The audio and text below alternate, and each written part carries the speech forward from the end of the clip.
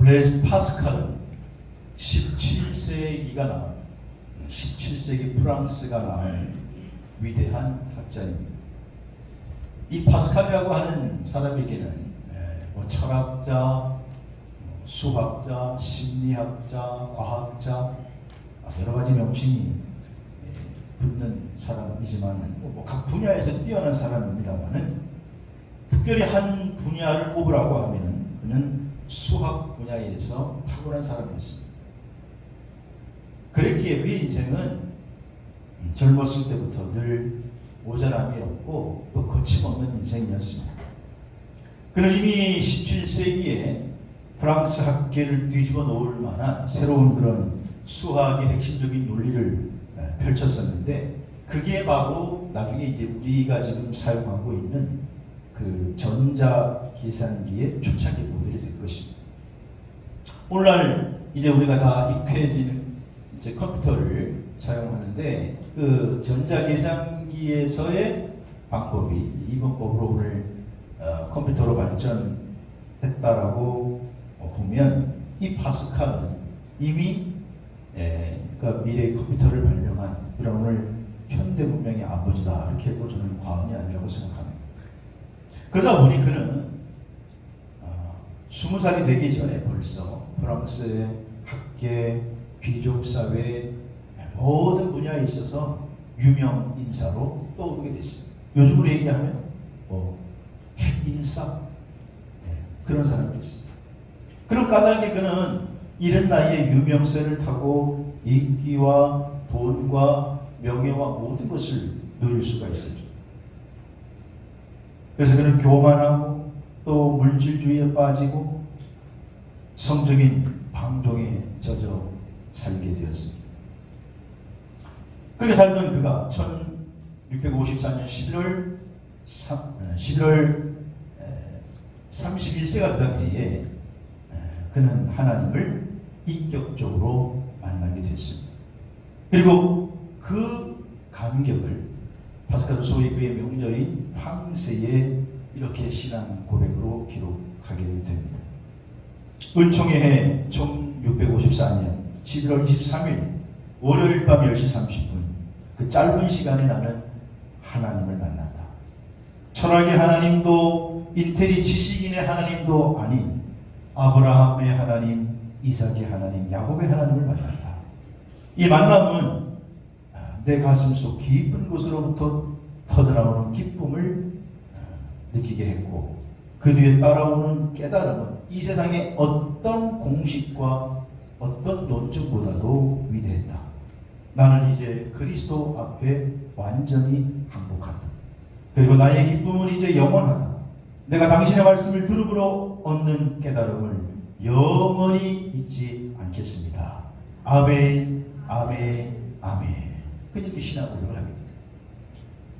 안타깝게도 그가 이렇게 하나님을 만나고 그리고 8년밖에도 살지 못하고 세상을 떠나게 됩니다만은 그러나 그는 그리스도를 만난 이후에 그 8년 동안 그는 그의 모든 학문을 다 적고 그는 기독교의 진리에 매진해서 우리 기독교 최고의 묵상집이라고 손꼽히는 팡세라고 하는 명작을 쓰는 위대한 신앙인이 되게 된 것입니다.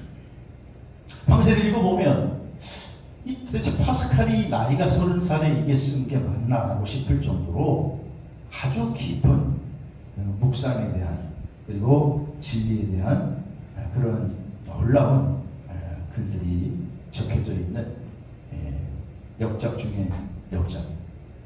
그 팡세에 보면 이런 표현이 있습니다. 인생의 처음이 하나님으로부터 왔고 또한 하나님으로부터 끝나고 있다고 심오하고 놀라운 깨달음이 담겨져 있습니다.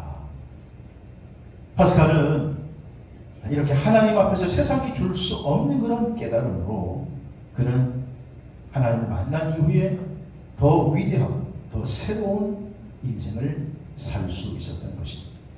여러분 인생에 있어서 깨달음이라고 하는 것이 이렇게 중요한데 사랑하는 성도 여러분, 오늘 저와 여러분도 오늘 말씀을 통해서 이런 깨달음을 얻어서 우리 인생이 더 새롭고 또 넉넉히 승리할 수 있게 되기를 주임으로 축복합니다. 오늘 보면 창세기 28장 말씀에 보면 족장 야곱의 파란만장한 인생이 소개되어 있습니다. 드디어 이제 그가 이스라엘에서의 삶을, 이스라엘로서의 삶을 이제 시작하게 되는 단계인데, 야곱은 형 에서의 장자의 축복권을 빼앗은 후에 형의 보복을 피해서 가나안 땅 브엘세바에서 약 700km나 떨어져 있는 자신의 외가 밧단 아람의 단신으로 도망치듯 집을 빠져나가게 됩니다. 형 에서가 이런 가만둬서는 안 되겠다 라고 하는 소리를 그의 어머니 리브가가 듣고 리브가가 야곱을 피신하게 만든 것이죠. 야곱은 그래서 급하게 지금 홀로 계단의 고침 하나 지고 집 밖으로 뛰쳐나왔기 때문에 그는 앞으로 자신의 인생이 어떻게 펼쳐질지 모르는 그런 미래에 대한 불안감과 두려움과 그러한 온통 미래에 대한 불투명으로 그런 공포에 사로잡혀 있습니다. 그런데 이런 위기에 처해 있는 그런 야곱에게 하나님께서 한밤중에 꿈속에 찾아오셔서 야곱을 직접 만나주시고 그의 하나님이 되어 주신 줄로 있습니다. 오늘 이 부분이 중요한데, 오늘 야곱이요 광야에서, 아니 베델에서 그가 하나님을 만났는데 그가 하나님을 만난 시점이 언제였냐라고 하는 것입니다. 그가 하나님을 깨달은 시점이 언제였냐라고 하는 것이죠. 지금 야곱이 자기가 좋은 일을 해가지고 그래서 지금 광야에 좋은 일로 나갔다가 하나님을 만난 게 아닙니다. 자기가 칭찬받을 만한 일을 한 게 아닙니다. 자기가 형을 속이고 아버지를 속여서 그래서 지금 자신이 죽게 되었을 때 100% 자기가 잘못해서 지금 몰려있고 어려움에 빠져 있을 때, 그럴 때 하나님이 야곱에게 찾아와 주셨고 야곱을 만나 주셨다는 것입니다. 여러분, 오늘 우리도 우리가 인생을 살아갈 때 내가 잘못해서 사업에 실패할 수가 있고, 내가 잘못 아이들을 키워서 그 아이들이 우리 부모에 도전할 수도 있고, 잘못된 방향으로 인생을 살아갈 수도 있고, 또 내가 열심히 공부하지 못해서 내 학문에 대한 학업에 대한 진보가 없을 수가 있고, 이런저런 여러 가지 내 잘못을 인하여 불안해하고 또 미래에 대한 불안감으로 답답하고 상처를 안고 살아갈 수 있는데, 그럴 때에 하나님이 우리를 찾아오신다라고 하는 것입니다.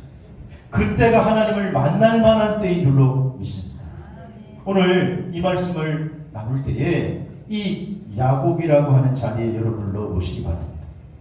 내가 잘못해서, 내가 부족해서 혼자가 되고 두렵고 불안하고 지금 내 인생이 어떻게 펼쳐질지 알 수 없지만, 그러나 바로 그때가 하나님이 찾아오시고 하나님을 만날 만한 때인 줄로 믿으시기를 바랍니다.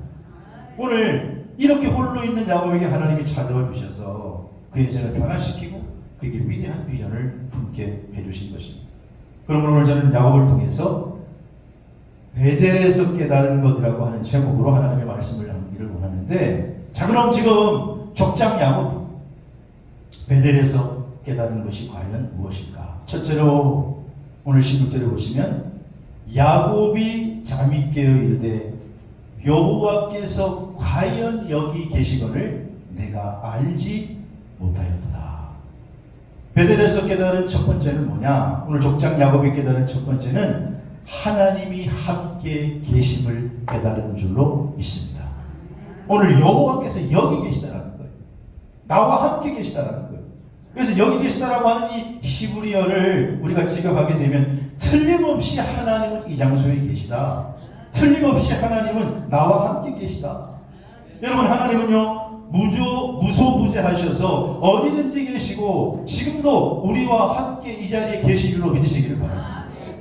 당시 사람들이 가지고 있는 신에 대한 개념은요 지역신의 개념이었습니다. 무슨 얘기인가 하면 이 지역에서 믿는 신이 따로 있고 다른 지역으로 옮겨가면 다른 지역에서 믿는 신이 따로 있습니다. 그래서 야곱은 지금 다른 곳으로 가게 되니까 누구를 믿어야 할지, 무엇을 의지해야 할지 불안한 거예요. 그런데 지금 더군다나 자기가 잘못해서 쫓겨가는 와중에 있는데, 그런데 그 베델에서 나타나신 하나님을 야곱이 만났을 때에 하나님이 과연 여기 계시는구나. 한마디로 하나님은 무소부지하셔서 어디든지 안 계신 곳이 없음을 깨달았고 장소를 초월해서 나와 함께 계시는 분이 하나님이시구나 라고 하는 것을 야곱이 깨달았을 때 과연 여기 계시건을 내가 알지 못했구나. 그때부터요 야곱의 기쁨은 세상이 줄 수 없는 기쁨으로 충만하게 될 것입니다. 그래서 이후에 야곱의 삶은 어디를 가든지 이제는 평생 나와 함께 하는 하나님을 의식하며 살았는데 이것을 나중에 이 야곱이 하나님의 외삼촌 라반에게 한 말을 보면 알 수 있어요. 창세기 31장 42절 말씀을 보시면 우리 아버지의 하나님 아브라함의 하나님 곧 이삭이 경외하는 이가 나와 함께 계시지 아니하였더라면 외삼촌이 나를 빈손으로 돌려보냈으리라마는 하나님이 내 고난과 내 수고에 내 손의 수고를 보시고 어젯밤에 외삼촌을 책망하셨나이다. 이 말은 지금 사실 20년 후에 야곱이 외삼촌에게 지금 고백한 거예요. 내가 삼촌 집에 일할 때 삼촌이 내 싹쓸 떼먹기도 하고 안 주려고 하기도 했지만은 나와 함께 하시는 하나님, 어디든지 안 계신 것이 없는 그 하나님이 나와 함께 하셨기 때문에 내가 지금 거부가 되어서 당신에게 이 말을 할 수 있습니다. 하나님은 나와 함께 하셨습니다. 그렇게 고백하는 거예요. 여러분 언제 어디서나 하나님은 우리와 함께 계시는 줄로 믿으시기를 바랍니다. 오늘 이 아침에 저와 여러분이 그래서 깨달아야 할 것은 내가 실수하고 내가 잘못하고 내가 부족하고 그래서 내가 어려움에 빠지다고 할지라도 우리 하나님은 여전히 나와 함께 하시는 줄로 믿습니다. 이 사실을 주어도 의심하지 않기를 주의 이름으로 축원합니다. 오늘 임마누엘의 신앙, 하나님이 늘 우리와 함께 계신다는 그 신앙을 가지고 살아갈 때에 하나님께서 우리의 힘이 되시고 위로가 되시고 능력이 되실 줄로 믿으시기를 바랍니다. 예루살렘에 가면 야드 바셈이라고 하는 박물관이 있습니다. 이 박물관이 2차 세계대전 때 나치가 유대인들을 그냥 학살한 그 학살의 역사적 교훈을 잊지 않기 위해서 유대인들이 기념으로 세워놓은 것이죠. 근데 거기에 가서 보게 되면 여러 가지 사진도 있고 여러 가지 기념하는 그런 많은 전시물들이 있습니다만은 그 가운데 고르작과 코르작과 게토의 아이들이라고 하는 부석산이 있습니다. 이렇게 벽면에 세워져 있는데 그래서 코르작 선생님과 게토의 아이들이라고 하는 작품인데 저기 그 코르작이라고 하는 선생님은 사실 유대인은 아닙니다. 이분은 폴란드 출신의 사람이고 그리고 아동 작가이고 당시에는 유대 학교에 고용된 선생님이었습니다. 그런데 어느 날 갑자기 나치가 폴란드를 급습해 와서 그 학교를 급습해 온 것입니다. 그리고 가르치고 있는데 수업 시간에 들어와서 유대인 아이들을 데리고 가는 거죠. 그래서 고작 선생님이 내 아이들 데려가지 말라고 막죠. 그런데 독일인 장로가 그때 말하기를 당신 유대인도 아닌데 당신 빠져라. 그리고는 아이들을 빼앗아갑니다. 고작 선생님이 필사적으로 항거를 하지만 그이들을 이길 수 있겠습니까? 그래서 아이들을 다 뺏기고 아이들을 트럭에 태워서 곧바로 수용소로 데려가서 가스실로 데려가려고 하는데 그때 이 고르자 선생님이요 아이들과 함께 트럭에 같이 올라탑니다. 아이들이 우니까 아이들과 함께 트럭에 올라타고 괜찮다 위로를 합니다. 그래서 아이들과 함께 수용대에 도착해요. 수용대에 도착해서 곧바로 이 아이들을 또 가스실로 데리고 들어가는데 이 고르자 선생님이요 아이들을 끌어안고 데려가지 못하게 해요. 그러니까 억지로 끌고 가는데 이 고르자 선생님도 아이들과 함께 가스실로 들어가요. 아이들만 홀로 들어보낼 수 없다고 당신은 들어갈 필요가 없다고 하는데도 아이들과 함께 가스실로 들어가요. 그저 아이들이 두려워 떠는 가운데 선생님 마음이 편안해졌어요. 우리와 끝까지 함께 계시냐고 마음이 편안해요. 기도해 주세요. 그리고는 선생님의 기도를 아이들이 받고 하나님과 이제 함께 계심을 느끼니까 두려워하지 않을 거예요. 그러면서 그 수용소에서 그 가스실에서 선생님과 함께 죽음을 맞이하게 되죠. 고르자 선생님은 그 자리에서 아이들과 함께 목숨을 잃게 됩니다. 그래서 그것을 기념하기 위해서 저 야드바셈 박물관에 그 고르자 선생님의 끝까지 함께하는 사람, 아이들을 포기할 수 없는 어느 순간이라 할지라도 포기하지 않는 그 선생님의 사랑을 새기며 유대인들은 지금도 그것을 기념하고 있는 것이죠. 사랑하는 성도 여러분, 우리 하나님은 우리와 언제 어디서나 함께 하시는 줄로 믿으시기 바랍니다. 끝까지 함께 하시는 줄로 믿으시기 바랍니다. 그래서 우리 주님께서 말씀하시길 요한복음 13장 1절에 6월절 전에 예수께서 자기를 따라 아버지께로 돌아갈 때가 이른 줄 아시고 세상에 있는 자기 사람들을 사랑하시되 끝까지 사랑하시니라. 끝까지 사랑하시는 줄로 믿습니다. 그래서 승천하시기 전에도 우리 주님 마태복음 28장 20절에 내가 너에게 분부한 모든 것을 가르쳐 지키게 하라. 볼지어다 세상 끝날까지 너희와 항상 함께 있으리라 하시니라. 하나님 우리와 함께 하시는 줄로 믿습니다.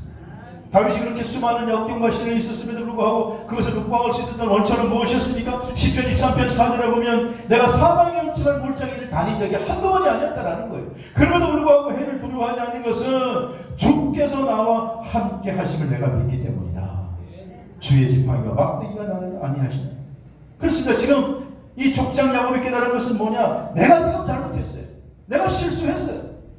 내가 욕심을 부려서 장자의 축복권을 얻으려고 했다가 지금 쫓겨나는 입장이지만 피난가는 입장이지만 그러나 그런 때도 하나님은 나와 함께 하시는 줄로 믿습니다.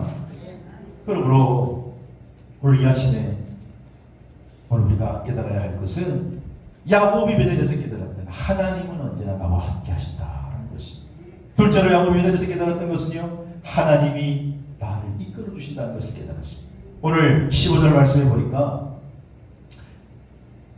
내가 너와 함께 있어 내가 어디로 가든지 너를 지키며 그 다음에 너를 이끌어 이 땅으로 돌아오게 하리라.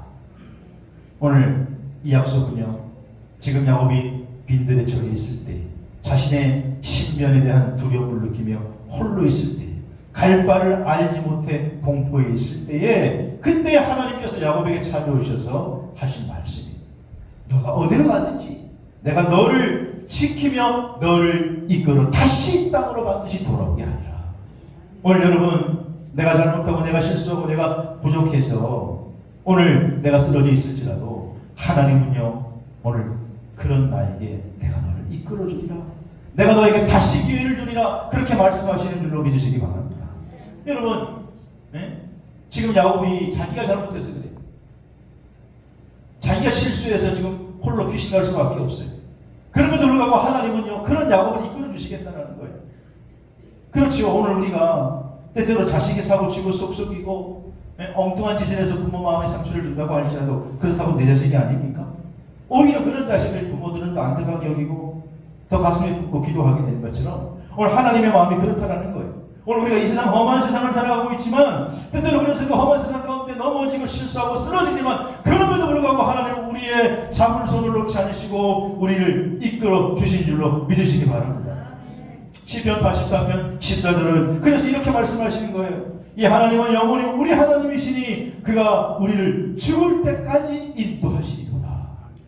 우리를 죽을 때까지 인도하시는 거예요. 그 잡은 손을 놓지 아니하시는 거예요. 그 사실을 믿으시기를 바랍니다. 출애굽기 13장에 보면 본격적으로 이스라엘 백성들이 광야 여정을 시작하는 장면이 나옵니다. 그런데 하나님께서 이스라엘 백성들을 가나안 땅으로 인도하시는데 빠른 길을 두고 블레셋 사람의 거주지로 가게 되면 빨리 갈 수 있는데 일주일만 해도 걸어갈 수 있는데 하나님이 그 블레셋 사람들의 거주지로 인도하지 아니하고 먼 홍해 길로 광야 길로 인도하십니다.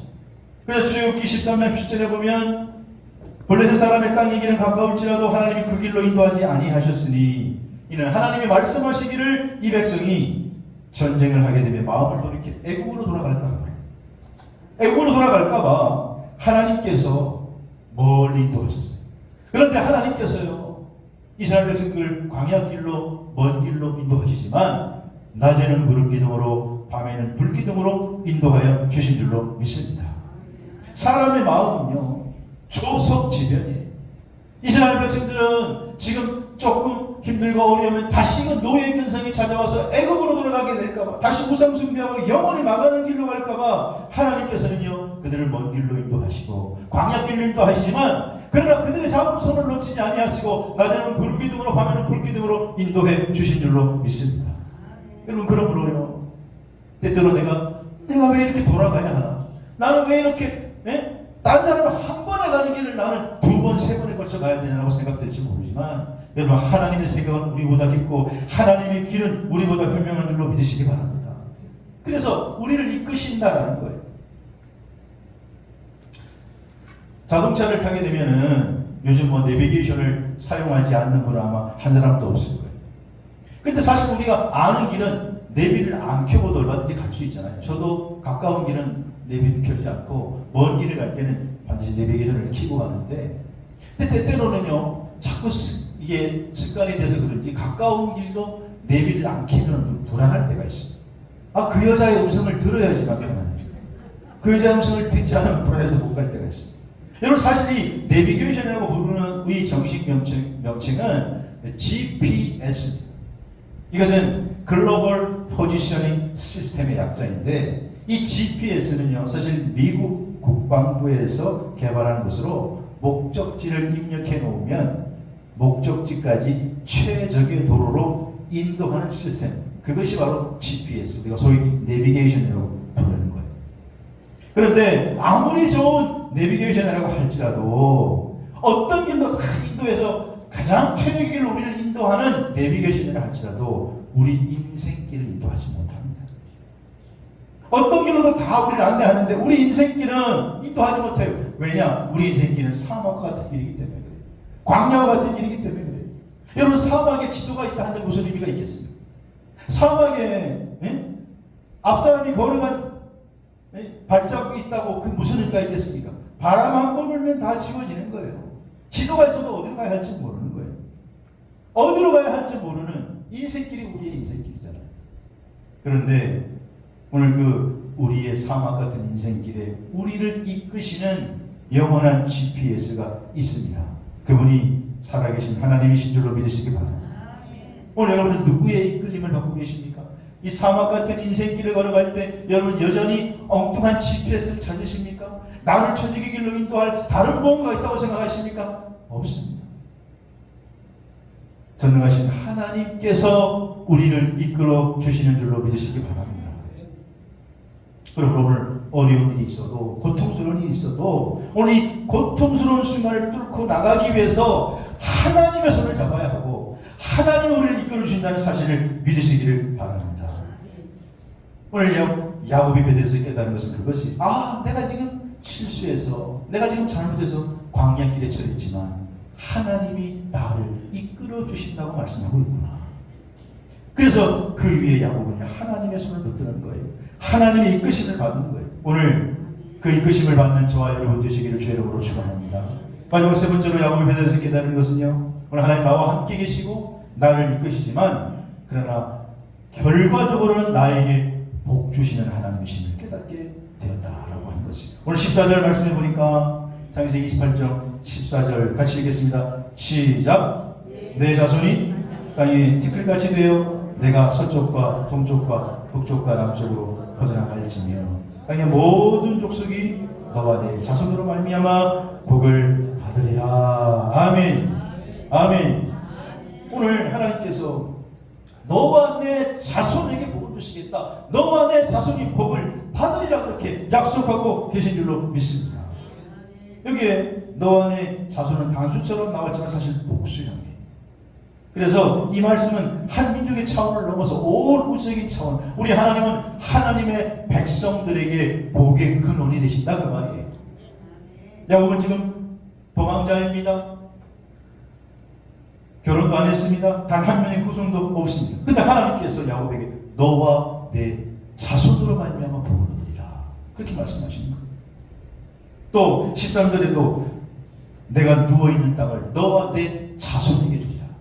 우리 하나님은요 복의 근원이 되시는 하나님이시다 그 말이에요. 그래서 오늘 야곱이 깨달은 것은 오늘 하나님의 섭리 가운데 자기가 지금 잘못을 하고 지금 자신의 실수로 말미암아 어려움에 빠져 있지만, 그러나 하나님께서 나를 복의 근원으로, 나를 복의 자손으로 사용하시겠다. 왜 그러느냐? 야곱이 하나님의 섭리 가운데 들어있기 때문에 그런 거예요. 여러분, 우리가 하나님의 섭리를 알지 못하고 깨닫지 못할 때에, 그럴 때에 우리는 나는 왜 내 인생에 어려움만 처해오고, 왜 내 인생이 홀로 있을 때가 이렇게 많은가?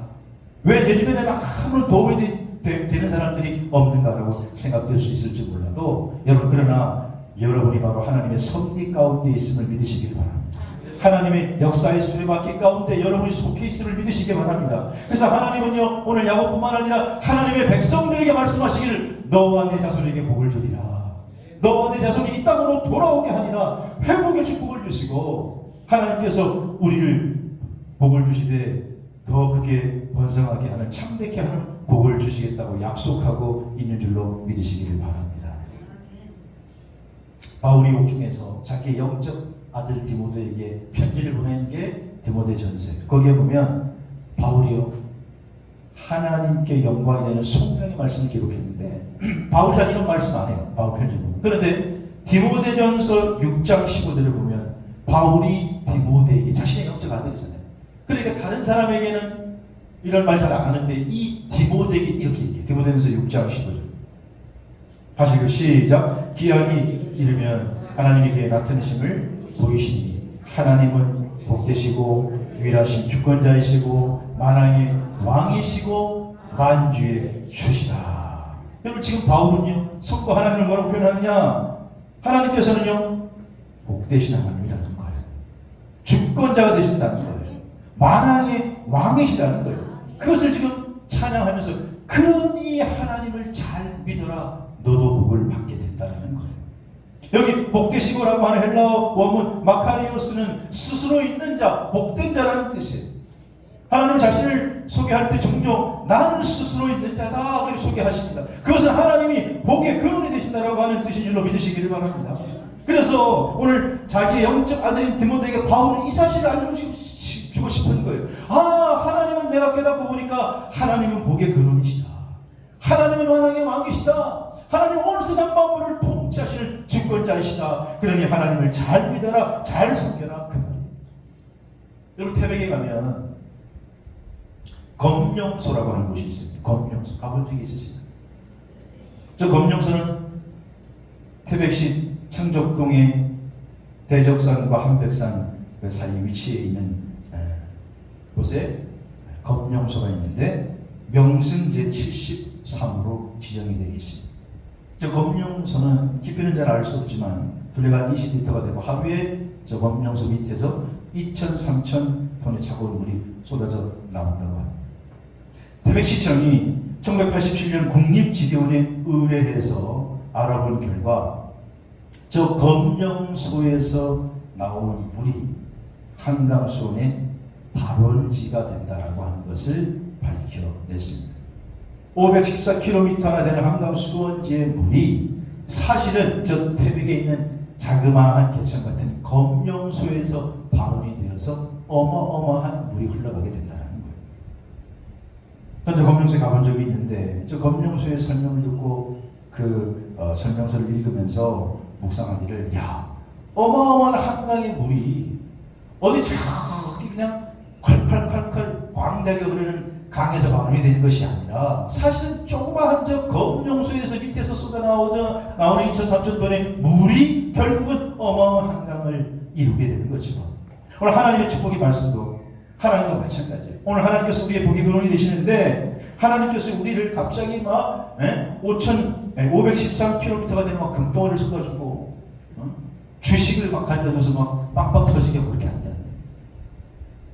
오늘 우리가 하나님의 말씀에 순종하고 하나님을 의지하고 하나님 뜻대로 살아갈 때 그 말씀의 힘이, 그 말씀에서 쏟아나오는 쫄쫄쫄쫄 흘러나오는 순종의 힘이 결국 우리를 어마어마한 한강의 수호지가 검령에서 나온 물이 되는 것처럼 오늘 하나님의 축복이 놀라운 강수가 되는 줄로 믿으시기를 바랍니다. 오늘 아버지 하나님의 축복의 근원은 그런 말씀이에요.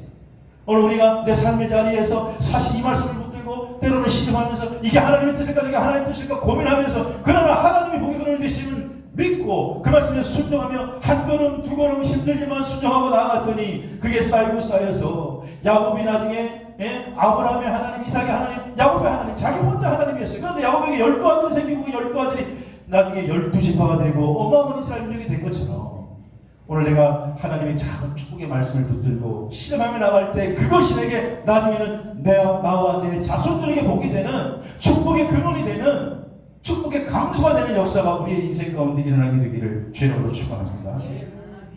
그래서 여기서 복을 주다라고 하는 말은요, 바라크라는 말인데 하나님께서 개입하셔서 형통하게 주신다라고 하는 거예요.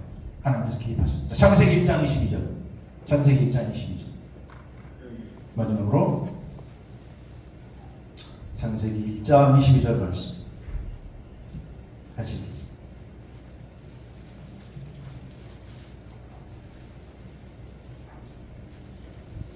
창세기 1장 22절 같이 읽겠습니다. 시작. 하나님이 그들에게 복을 주시며 이르시되 생육하고 번성하여 여러 바다물에 충만하여 새들도 땅에 번성하라 하시니라.